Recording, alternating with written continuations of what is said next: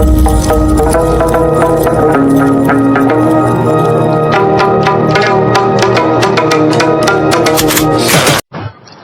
اللہ الرحمن الرحیم نحمده ونصلی علی رسوله الکریم اما بعد اعوذ باللہ من الشیطان الرجیم بسم اللہ الرحمن الرحیم سبحان الذي اسرى بعبده ليلا من المسجد الحرام الى المسجد الاقصى الذي باركنا حوله لنريه من آیاتنا صدق اللہ العظیم۔ بزرگان محترم اور عزیز دوستو، حضرت امام ابو بکر بلخی رحمۃ اللہ علیہ نے یہ بات فرمائی ہے کہ رجب کا مہینہ نرم ہوا کی طرح ہے، شعبان کا مہینہ بادل کی طرح ہے، اور رمضان کا مہینہ بارش کی طرح ہے۔ بارش آنے سے پہلے، بادلوں کے امنڈ کر آنے سے پہلے اللہ پاک خشک کن ہواؤں کو چلاتا ہے۔ یہ نرم ہوائیں چلتی ہیں جو بادل کو اکٹھا کر کے لاتی، اور پھر یہی بادل اللہ کے حکم سے جہاں جتنا برسنا ہوتا ہے اتنا برستا ہے۔ اسی لیے رمضان المبارک کے آنے سے پہلے رجب کا چاند دکھا، نبی کریم صلی اللہ علیہ وسلم نے دعا شروع کی کہ اللہم بارک لنا فی رجب و شعبان وبلغنا رمضان، کہ اللہ ہمارے لیے رجب اور شعبان میں برکت عطا فرما اور ہمیں رمضان المبارک تک پہنچا دے۔ رمضان کا اہتمام رجب کے مہینے سے ہوتا تھا، اور رجب کے مہینے میں بھی روزے کی بڑی فضیلت آئی، جیسے اس سے چند ہفتہ پہلے میں نے اس بات کی طرف اشارہ کیا تھا کہ نبی کریم صلی اللہ علیہ وسلم رجب کے مہینے میں روزوں کا اہتمام فرماتے تھے، اور شعبان کا تقریباً پورا مہینہ روزہ رکھتے تھے۔ حالانکہ یہ روزے فرض نہیں ہیں، لیکن رجب اور شعبان کے روزوں کا اہتمام نبی کریم صلی اللہ علیہ وسلم سے ثابت ہے۔ اور رمضان کے روزوں کی فرضیت یہ تو اللہ پاک کی طرف سے ہے۔ تو رمضان کے روزوں کی فرضیت اللہ پاک کی طرف سے ہے، لیکن حضور پاک صلی اللہ علیہ وسلم کی سنت اور آپ کا عمل یہ ہے کہ رجب کے مہینے سے آپ روزوں کا اہتمام فرماتے تھے، اور شعبان کا تقریباً پورا مہینہ آپ روزہ رکھتے تھے۔ رجب کے مہینوں میں روزہ کئی روایتوں سے ثابت ہے، اور الحمدللہ ہمارے شہر میں اس کا اہتمام ہوتا ہے۔ خاص طور پر ہماری ماؤں اور بہنوں میں رجب کے مہینے سے ہی روزوں کا اہتمام شروع ہو جاتا ہے۔ حضرت عائشہ صدیقہ رضی اللہ تعالی عنہا کی روایت حدیث کی کتابوں میں آتی ہے کہ ہم اپنے وہ روزے جو شرعی عذر کی وجہ سے رہ جاتے تھے، وہ روزے ہم اہتمام سے شعبان کے مہینے میں رکھا کرتے تھے، اس لیے کہ نبی کریم صلی اللہ علیہ وسلم خود روزے سے رہتے تھے۔ تو رجب کا مہینہ ان ہواؤں کی طرح ہے جنہیں مبشرات کہا جاتا ہے۔ بارش ہونے سے پہلے جو ہوا چلتی ہے، خشک کن ہوا، یہ ہوا بادلوں کو لے کر کے آتی ہے، اور پھر یہی بادل اللہ کے حکم سے برستے۔ تو فرمایا کہ رجب کا مہینہ ہوا کی طرح، شعبان کا مہینہ بادل کی طرح، اور رمضان المبارک کا مہینہ بارش کی طرح ہے۔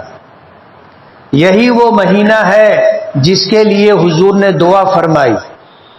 اگلا مہینہ شعبان کا، اس کے لیے بھی دعا کی کہ اللہ ان دونوں مہینوں میں ہمارے لیے برکت عطا فرما، اللہم بارک لنا فی رجب و شعبان، کہ رجب اور شعبان کے مہینے میں ہمیں برکتیں عطا فرما اور ہمیں رمضان المبارک تک پہنچا دے۔ کل درس قرآن میں کسی نے دعا کے تعلق سے پوچھا تھا کہ کیا دعا تقدیر کو بدل سکتی ہے؟ ظاہر بات ہے تقدیر کا بدلنا ہمارے اختیار میں نہیں ہے۔ ہم میں سے کسی کو یہ طاقت اور قدرت نہیں ہے کہ وہ اپنی تقدیر اپنے ہاتھوں سے بنا لے۔ بچہ ماں کے پیٹ میں ہوتا ہے اور جب اس میں روح ڈالی جاتی ہے، رحم مادر پر ایک فرشتہ مقرر ہوتا ہے، وہ اللہ رب العالمین سے پوچھتا ہے ماذا اکتب، میں کیا لکھوں؟ تو اللہ پاک اس بچے کے لیے لوح محفوظ میں جو کچھ مقدر کر دیا ہے، لکھ دیا ہے، اسے بتایا جاتا ہے کہ اس کی عمر لکھ دے کہ یہ اتنے سال، اتنے مہینہ، اتنے دن، اتنا گھنٹہ، اتنے منٹ اور اتنے سیکنڈ زندہ رہے گا۔ اللہ جو زندگی دیتے ہیں وہ فرشتے کو بتا دی جاتی ہے۔ فرشتہ پوچھتا ہے ماذا اکتب، کیا لکھوں؟ تو اسے بتا دیا جاتا ہے کہ اس کی عمر لکھ دے۔ عمر لکھنے کے بعد فرشتہ پوچھتا ہے ماذا اکتب، میں اور کیا لکھوں؟ تو اس کا رزق بتا دیا جاتا ہے کہ اس دنیا میں اسے کتنا رزق ملے گا۔ رزق صرف دال روٹی کا نام نہیں ہے۔ ہم جو سانس لیتے ہیں یہ بھی رزق ہے، ہم جو کپڑے پہنتے ہیں یہ بھی رزق ہے، ہم جس مکان میں رہتے ہیں وہ بھی رزق ہے، ہم جو سواری استعمال کرتے ہیں وہ بھی رزق ہے، ہم جو راحت کے آشائش کے اسباب استعمال کرتے ہیں وہ بھی رزق ہے۔ صرف کھانے والی چیز ہی رزق نہیں ہے۔ فرشتہ پوچھتا ہے ماذا اکتب، تو اسے بتا دیا جاتا ہے کہ اس کو کتنی نعمتیں اور کتنا رزق ملنا ہے، وہ لکھ لیا جاتا ہے۔ پھر فرشتہ پوچھتا ہے ماذا اکتب، کیا لکھوں؟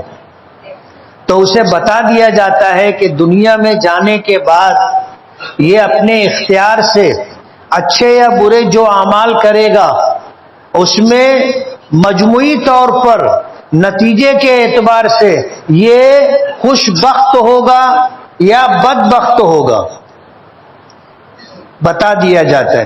ظاہر بات ہے مجھے نہیں معلوم اور آپ کو نہیں معلوم کہ ہم اپنی آنے والی زندگی اور اوقات میں کیا کریں گے، اچھے اعمال کریں گے یا برے اعمال کریں گے، اور زندگی کا جب خاتمہ ہوگا تو ہمارے اچھے اعمال اور نیکیاں غالب رہیں گی یا ہمارے گناہ اور برے اعمال زیادہ رہیں گے، ہمیں نہیں معلوم۔ کل کی خبر ہم کو نہیں ہے، لیکن اللہ رب العالمین ما کانا ما یکون کا علم رکھتا ہے۔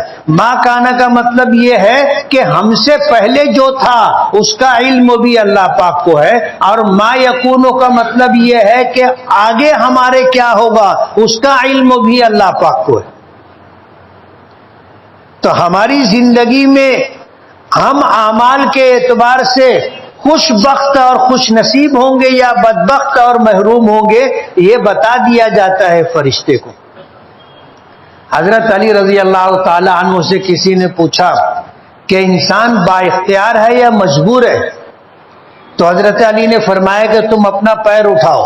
تو اس آدمی نے اپنا ایک پیر اٹھا لیا۔ حضرت علی نے فرمایا کہ دوسرا بھی اٹھاؤ۔ بولے دوسرا کیسے اٹھے گا؟ ظاہر بات ہے آدمی دو پیر والا ہے، ایک پیر اٹھا سکتا ہے اپنی مرضی اور اختیار سے، لیکن دونوں پیر ایک ساتھ اٹھا لے اپنی مرضی اور اختیار سے اور جب تک چاہے اٹھا کے رکھے، یہ اس کے اختیار کی بات نہیں ہے۔ تو حضرت علی نے فرمایا کہ انسان کو اتنا اختیار دیا ہے کہ وہ ایک پیر اٹھا سکتا ہے، اور اسے اتنا مجبور رکھا ہے کہ وہ ایک پیر اگر اٹھا ہوا ہے تو دوسرا نہیں اٹھا سکتا۔ اس کو اختیار بھی دیا گیا ہے، مجبور بھی بنایا گیا ہے۔ اعمال کے تئیں بندے کو اختیار دیا گیا ہے۔ نماز پڑھنا چاہے تو پڑھے اور نہ پڑھنا چاہے تو نہ پڑھے، ایسا نہیں ہوگا کہ آپ نماز کے لیے گھر سے نکلنے لگے تو شیطان آ کر کے باہر سے دروازہ بند کر کے کڑی لگا دے. ایسا ہوتا ہے؟ آپ مسجد تک پہنچے، شیطان دروازے پر آ کر آپ کو اندر آنے سے روک دے، کیا ایسا ہوتا ہے؟ آپ اپنی مرضی کے مالک ہیں. نیک اعمال کے تئیں آپ کرنا چاہیں تو کر لیں گے، نہ کرنا چاہیں تو فرشتے کھینچ کر مسجد میں لے کر کے نہیں آئیں گے. تو حضرت علی نے ایک انسان کو کیا اختیار دیا گیا ہے وہ بھی بتایا، اور کہاں اسے مجبور رکھا ہے وہ بھی بتایا. امیری اور غریبی آپ کے اور میرے اختیار میں نہیں، بیماری اور تندرستی آپ کے اور میرے اختیار میں نہیں ہے، بے چینی اور آرام اطمینان ہمارے اختیار میں نہیں ہے، عزت اور ذلت ہمارے اختیار میں نہیں ہے، یہ من جانب اللہ ہے. اگر امیری غریبی ہمارے اختیار میں ہوتی تو دنیا میں کوئی غریب رہتا؟ کوئی غریب نہیں رہتا. عزت اور ذلت ہمارے اختیار میں ہوتی تو دنیا میں کوئی ذلیل ہوتا؟ نہیں ہوتا. تندرستی اور بیماری ہمارے اختیار میں ہوتی تو دنیا میں کوئی بیمار رہتا؟ کوئی بیمار نہیں رہتا. اللہ پاک نے ان چیزوں کا اختیار اپنے پاس رکھا ہے، اور اعمال کے تئیں بندوں کو اختیار دیا گیا ہے. نماز پڑھنا نہ پڑھنا، روزہ رکھنا نہ رکھنا، زکوٰۃ دینا نہ دینا، حج عمرے کرنا نہ کرنا، یہ اپنے اختیار کی بات ہے.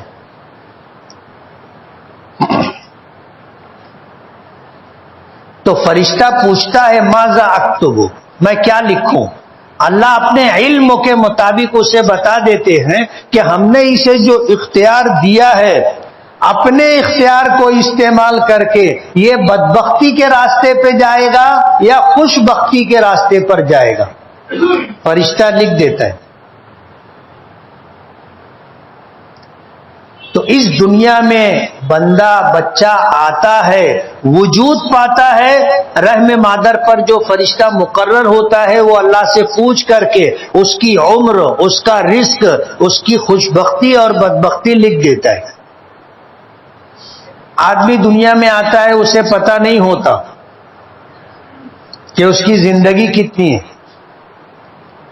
اسے یہ پتہ نہیں ہوتا کہ اس کے نصیب میں امیری ہے یا غریبی ہے، اسے یہ پتہ نہیں ہوتا کہ میرے لیے خوش بختی ہے یا بدبختی ہے. خیالات آدمی کے بدلتے رہتے.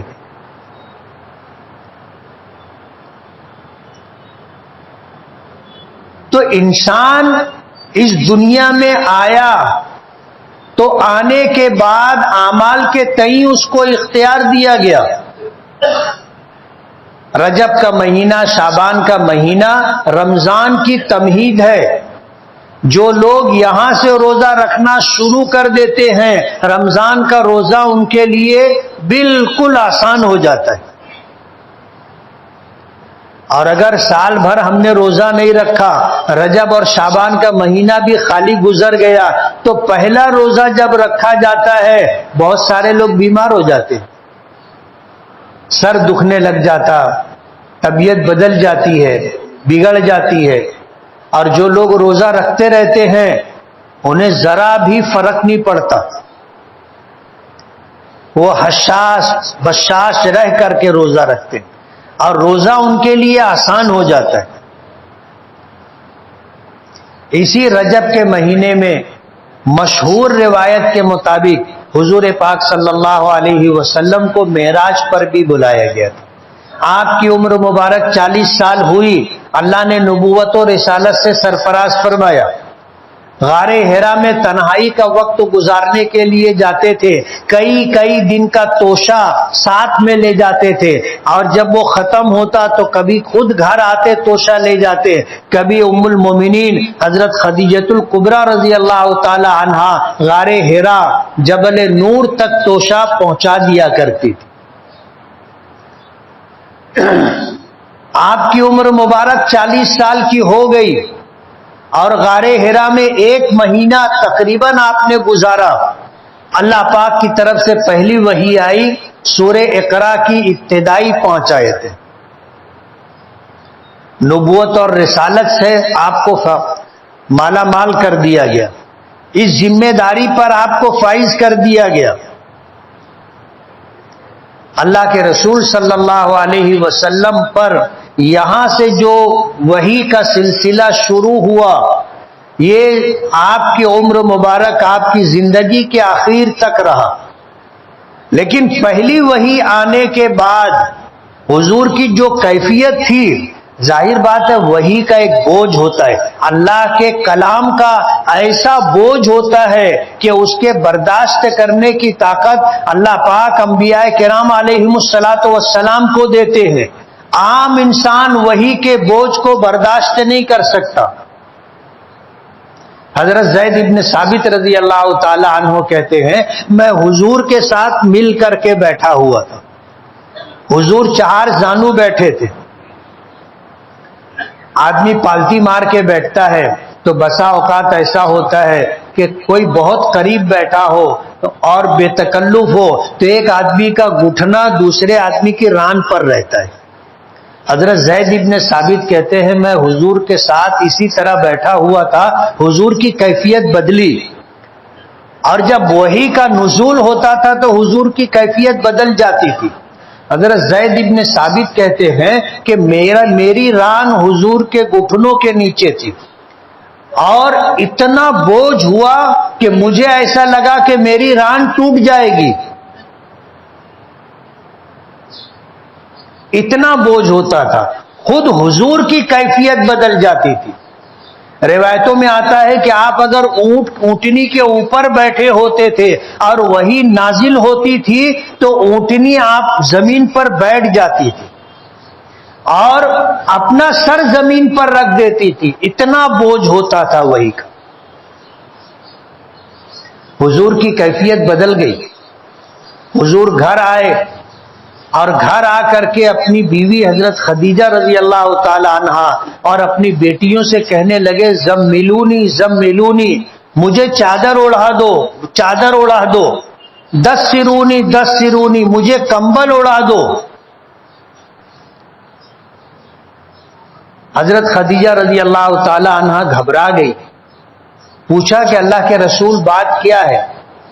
تو حضور نے فرمایا، انی خشیت علی نفسی، مجھے ڈر ہے کہ کہیں میں مر نہ جاؤں. انی خشیت علی نفسی. حضرت خدیجہ رضی اللہ تعالی عنہا نے تسلی دی، فرمایا کلا واللہ لا یخزیک اللہ ابدا، ایسا ہرگز نہیں ہوگا. خدا کی قسم، اللہ آپ کو کبھی بھی رسوا نہیں کرے گا. لا یخزیک اللہ ابدا، اللہ آپ کو کبھی بھی رسوا نہیں کرے گا. کیوں رسوا نہیں کرے گا؟ آدمی اپنے اعمال سے رسوا ہوتا ہے، اپنی بدعمالیوں سے رسوا اور ذلیل ہوتا ہے.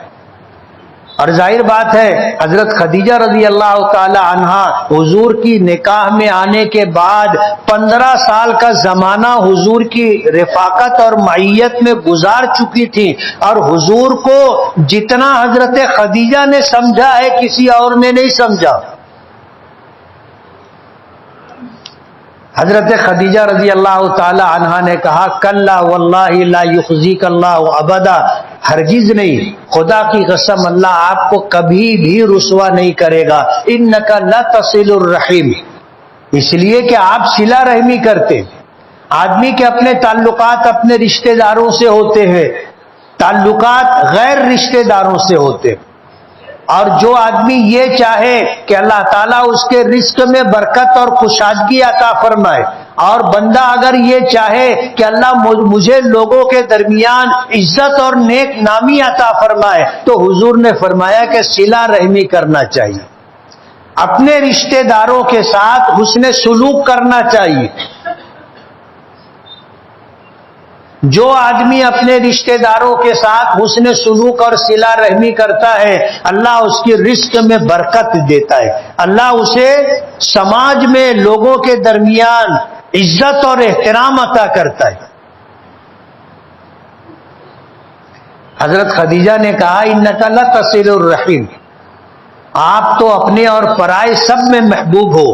وجہ اس کی یہ ہے کہ آپ اپنے رشتہ داروں کے ساتھ صلہ رحمی کرتے ہیں. وتقری الضیف، مہمانوں کی مہمان نوازی کرتے ہیں. وہ زمانہ تھا جب کھانے پینے کی ہوٹلیں اور ڈھابے نہیں ہوتے تھے.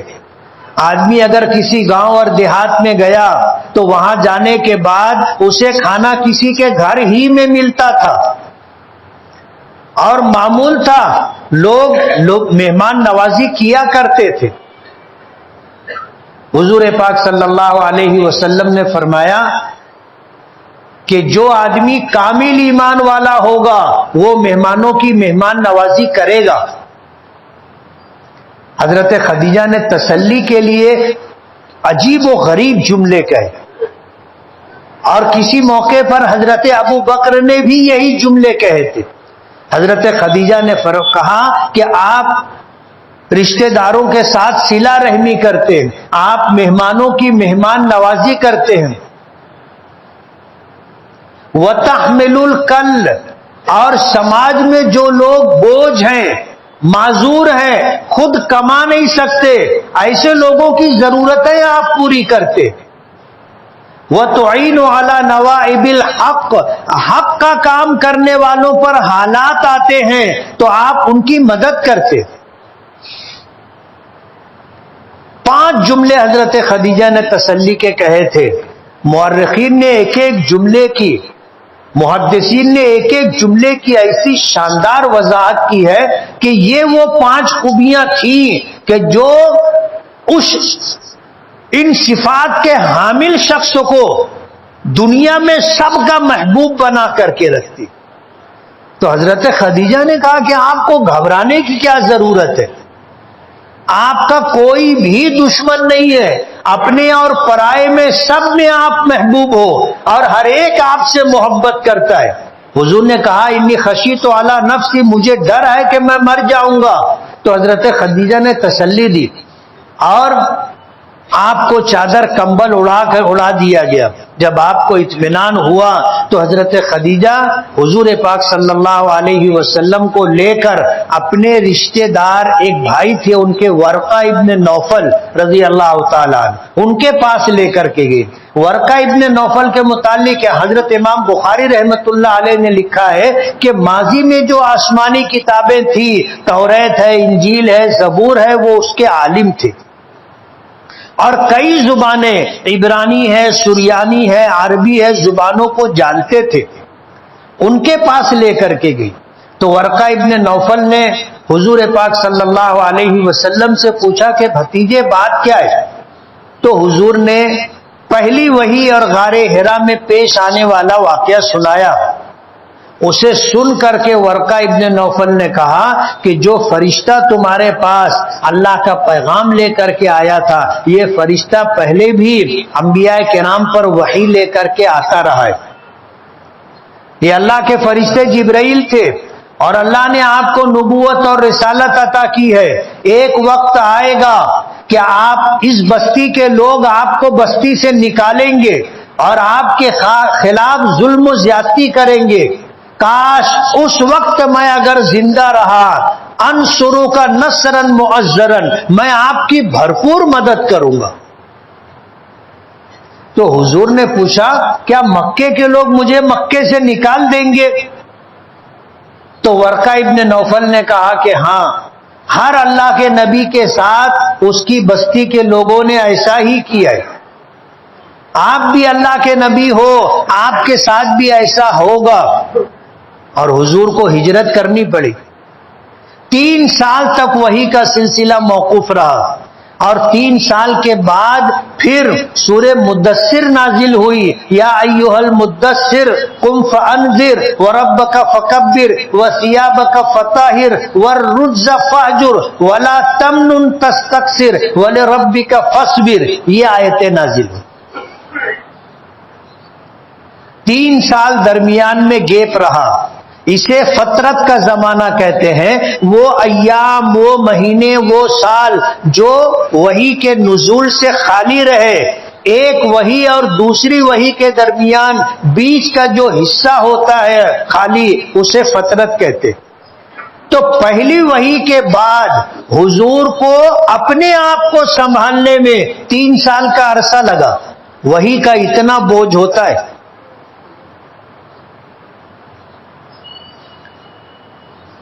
اللہ کے رسول صلی اللہ علیہ وسلم پر جب سورہ مدثر کی آیتیں نازل ہوئیں اور آپ کو حکم دیا گیا اپنے رشتہ داروں کو جمع کرو، اور جمع کر کے آپ انہیں اللہ کا پیغام پہنچاؤ، حضور نے کھانے کا پروگرام رکھا، تمام قریبی رشتہ داروں کو بلایا، کھانا کھلایا اور اللہ کا پیغام دیا۔ اکثر لوگوں نے سنا، خاموش رہے، کچھ لوگوں نے پیش قدمی کی، اسلام قبول کر لیا، اور کچھ بدبخت تھے جنہوں نے مخالفت شروع کی۔ اس میں ابو لہب بھی تھا، آپ کا حقیقی چچا تھا،